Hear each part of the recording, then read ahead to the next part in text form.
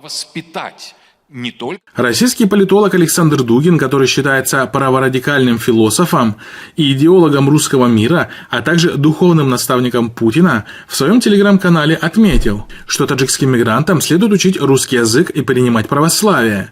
Все учат русский язык, наизусть читают Блока и Клюева, принимают святое православие, крестят детей, венчаются, постятся и доблестно защищают родину в СВО, как и положено великому индоевропейскому народу, написал он. Сейчас правоохранительная система в России не заточена на охрану прав, она заточена на обслуживание интересов тоталитарного режима. По его мнению, после возвращения с фронта, отдав долг о великой России, они идут жить и работать, как и положено гражданам и уважающим себя людям. Это достойно и правильно. Не хотят так, не будет никак, угрожает Дугин. То есть они думали, что ненавидеть мигрантов – это всеобщая норма. Публикация на телеграм-канале Дугина появилась после того, как правительство Таджикистана сообщило, что в Москву, Санкт-Петербург, Екатеринбург, Новосибирск и Уфу направлены рабочие группы с целью изучить положение таджикских трудовых мигрантов в Российской Федерации и провести разъяснительную работу среди них.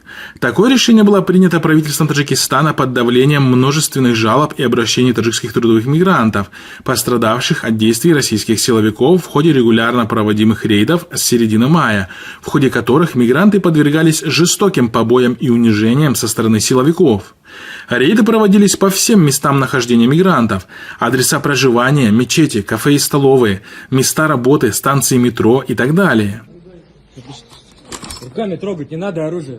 Еще раз троньте оружие. Напомним, что традиция насильственной христианизации мусульманских народов имеет глубокие корни в российской истории. Начиная с XVI века, после колонизации регионов Поволжья и Урала, царская власть вела политику насильственной христианизации местных мусульман, что, правда, так и не привело к каким-то серьезным результатам.